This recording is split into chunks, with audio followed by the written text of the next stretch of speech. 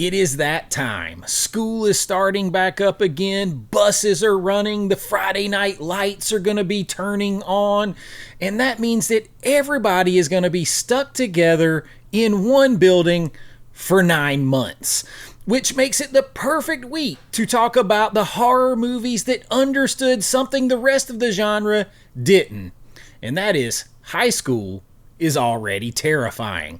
You've got social hierarchies that can destroy a person, total powerlessness, adults who don't believe you when you tell them something crazy is going on, bodies changing in ways that nobody can or will explain. Every one of those things is a horror premise before you even add a single monster. So today, we're going to count down the 10 absolute best high school horror movies. And I'll warn you, a few of these might surprise you, but we'll see when we get there. So pop that tape in. I got you. Let's go do this.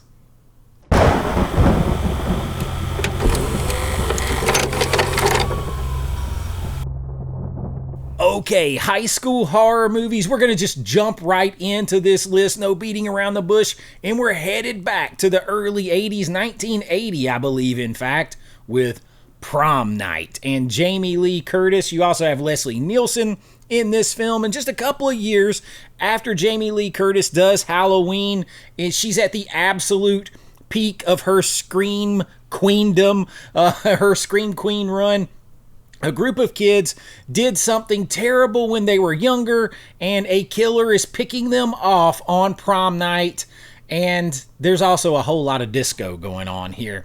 But here's why it makes the list. I mean, it's got prom. Prom is maybe the most high school event of high school events that actually exist. There's no adult equivalent to prom. And this movie understood early that the biggest night of a teenager's life, a high schooler's life, is the perfect place and time to add a masked killer. Because everyone's already dressed up, everybody's already emotional and in their feels and their feelings, and they're already in a building that they can't easily leave. It's not the best slasher on this list by any stretch of the imagination, but it's pure uncut high school, and it helped write the rule book for a lot of movies like it that followed. So Prom Night kicks us off at number 10. Prom Night. If you're not back by midnight, you won't be coming home. Okay, so next up is one that some of you might consider a deep cut, but I actually really like this movie. I liked it when it came out. I think I had just graduated high school a year before, and this one had me pumped. It's 1998, I believe, Disturbing Behavior. And yes, you have some big names in here, because you have Katie Holmes and James Marsden, and this is... Some people consider it a deep cut. I don't. I mean, this had big stars for the time. It's a late 90s small town, so you get the small town vibes that suck me in, but there is a problem with the high schoolers in this small town. They are getting turned into perfect students, perfect quote-unquote people, straight A's, clean cut, polite, honor roll, and that might sound swell on paper, but underneath there is something completely wrong. It is literally Stepford Wives with high schoolers. So what makes this work, though, is the actual anxiety, kind of high school, and it takes that anxiety and those worries and performance issues and all that and makes it literal. So every teenager out there in high school has felt the pressure to become an acceptable version of themselves, the A+ version of themselves, and this movie just asks what happens if their ability to choose is taken away and it's enforced upon them. Katie Holmes, James Marsden are both great in it. I think it got a little bit buried under a lot of stuff. You had Urban Legend. You have a bunch of other movies coming out around this time. The studio actually cut this one up pretty badly too, but the idea underneath it is really unsettling and scary. It's got some ridiculous dialogue that I've never heard, and I went to high school around this time. Like, Katie Holmes keeps saying, "That's Razor." Never heard that in my life, but it's okay because it's a fun movie, and I highly recommend Disturbing Behavior. It comes in at number 9. Now, number 8, we have one that is absolutely tailor-made for this list. It got a big 4K release like a year ago. Just a fun movie. I call it the horror version of Weird Science. It's 1986's Trick or Treat. You've heard of raising spirits from the dead by incantations, right? Yes. I did that by playing the record backwards. Trick or treat. Perfect movie, perfect list for this, and we're gonna head into it. But you've got Eddie. He's like this metal kid, and honestly he might be the weakest part of the movie overall, but he's bullied, he's isolated, no friends except for his big record collection and the music that he gets lost in. And when his hero rock star Sammy Kerr dies in a hotel fire, well, that just kind of kicks this thing off, because Eddie gets his hands on the final unreleased album from Sammy Kerr, and he plays it backwards, and Sammy starts talking to him.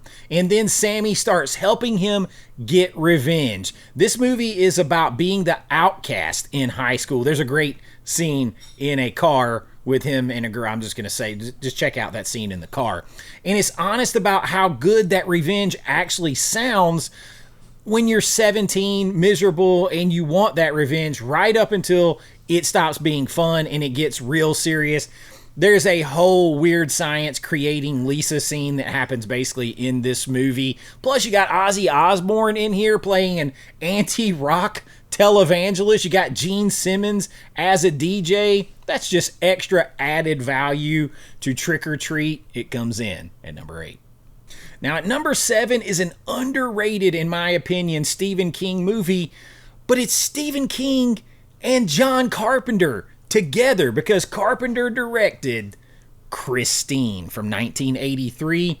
And honestly, Carpenter and King together should be enough. That should be like the whole sales pitch right there. But Arnie Cunningham is a nobody. He is a nerd, a geek in school, glasses, bullied, invisible to the girls. And then he buys a 1958 Plymouth Fury. No, it's not a Cadillac. A lot of people think it's a Cadillac. It's a Plymouth Fury. He fixes it up, and then it starts fixing him in ways that he can't even imagine. New clothes, new confidence, new girlfriend, but a whole new personality that isn't entirely his.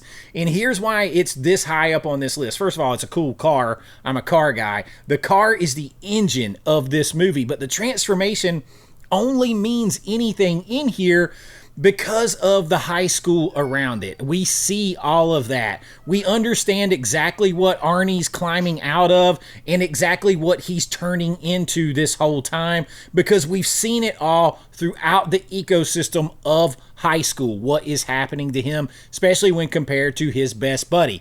The kid who gets a little bit of power here and becomes way worse than anybody who ever bullied him. Strip out the high school experience from this, and it's just a haunted car movie.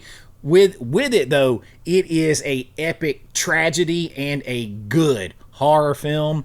Christine comes in at number 7.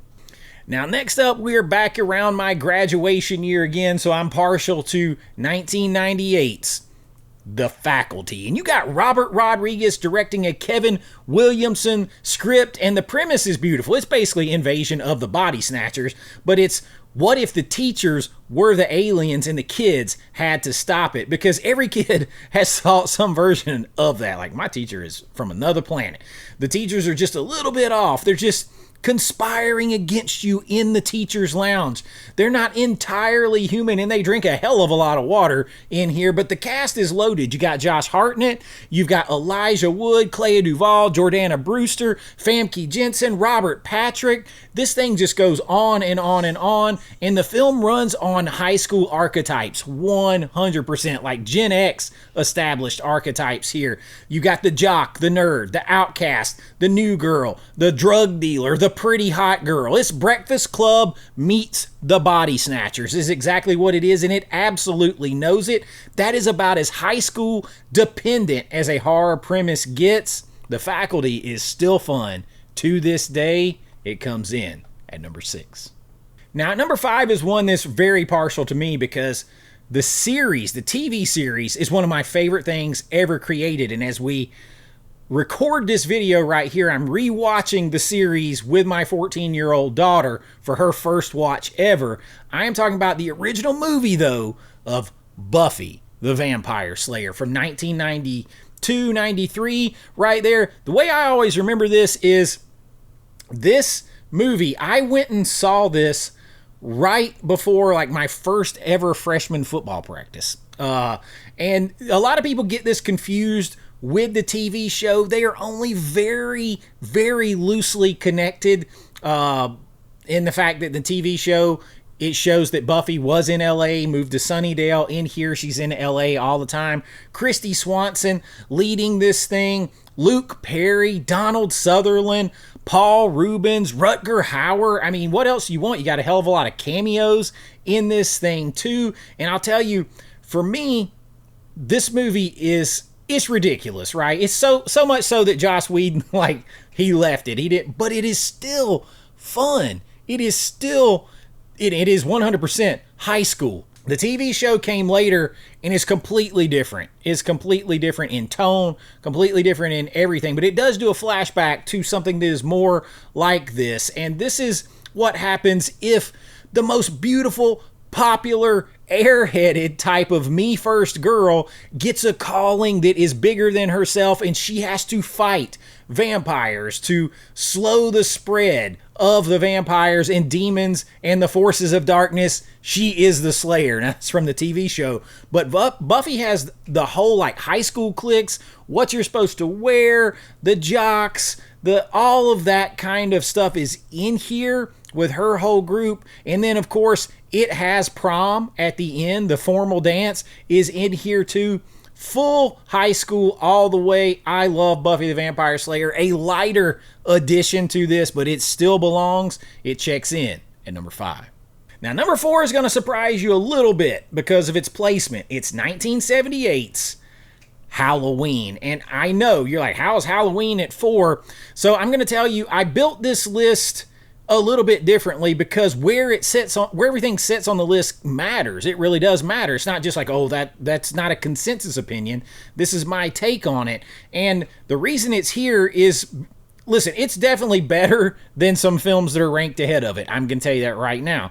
But it lands here because high school is not essential to this movie. It's very much in the background, just a little bit of a piece. It's dealing with high schoolers, but it is just a tiny piece in the background. And that's why it's here, because Halloween is a better film than everything ranked below it, for sure. And definitely better than, I would say, is close to being better, maybe better than everything ranked above it. It's Carpenter's masterpiece, although The Thing exists. But it is one of the most influential horror films and slasher films ever made. And the high school is there. It's there underneath. Laurie in class staring out the window as the shape stands across the street. The walk home, all that kind of stuff where they have like their books. You feel it. The whole rhythm of school days in high school is there, especially during the fall when it's supposed to be at Halloween.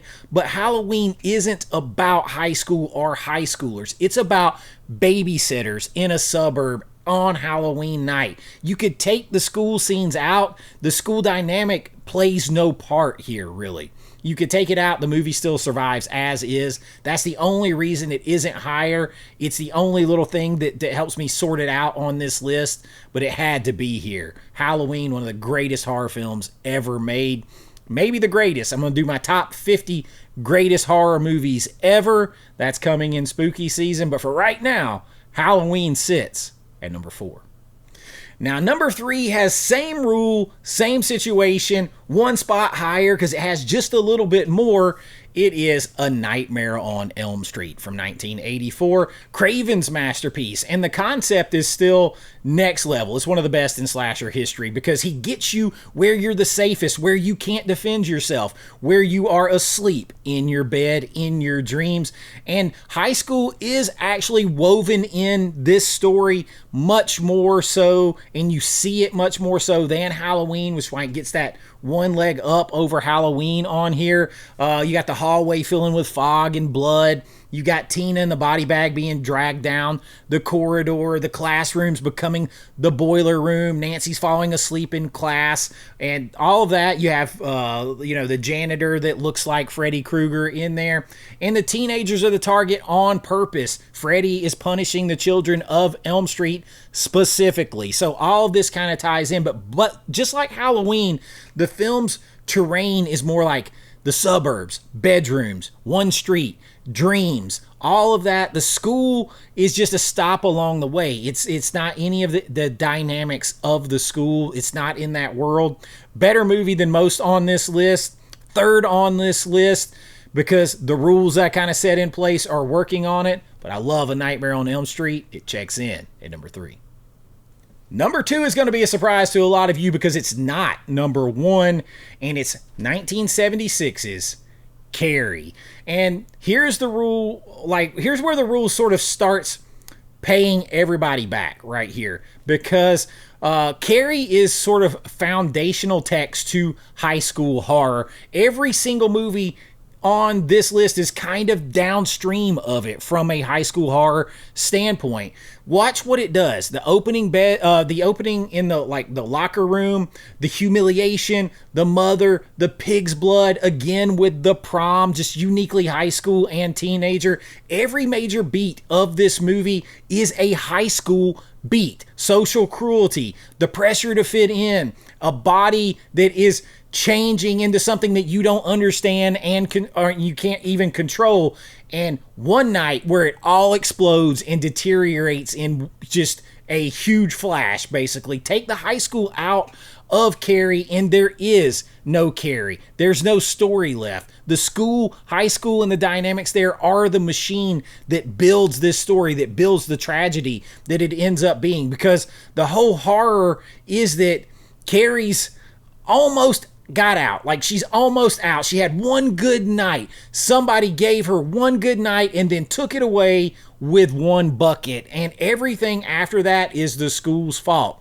De Palma's split screen at the prom, Sissy Spacek's face, Piper Laurie, 50 years later almost, it still works because the cruelty is real before the telekinesis ever even shows up. It's number 2. A lot of people would have it at number 1. I have it at 2, and I think that's the right place for it.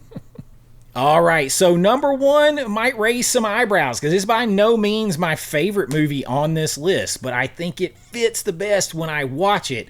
It's 1996's Scream. Because Scream isn't just set in a high school. Scream is high school. From top to bottom, Scream is high school. It has high school in every part of its DNA. The kids are in class. They're in halls. They're in the parking lot. They party together. They've kind of got that whole ecosystem here where they got your whole Friday night ritual. You're in the movie rental store. One of them works there. Everyone's a suspect here because you know exactly how these kids relate to each other because of the high school dynamic that they have gone through together. The principal's office is in here, the school shutting down, the party at Stu's house because the parents are gone, which is maybe the most high school thing that has ever happened on any of these lists or any of the movies on this list. And here's for me what kind of pushes it over the top. It's the total self-awareness. Randy standing in front of a video store explaining the rules to horror and then standing in front of his friends explaining it is exactly how a horror-obsessed high school kid actually sounds when he's talking about it. The whole movie is built on the way teenagers in 1996 actually talked about movies. That Friday night rental, the party, the arguments, which one was better, all of that. That's not a setting. That is a whole way of life and living in this movie for those of us who lived it. Williamson wrote a movie about horror fans, aimed at horror fans, set in the exact place where becoming a horror fan and being a horror fan feels most like an identity that defines you. It's the best on this list. Wes Craven, again here, he knew how to do this. Not because it's the best film though, but because to me it is the most unapologetically high school movie of them all. Scream comes in at number 1. All right, so there you go. 10 movies. I got a couple of honorable mentions. You can check out Student Bodies. That's a good one. Graduation Day. I mean, we could go on and on. Slaughter High. There's several others that you could check out, but I don't think they beat any on this list, which is why they're not here.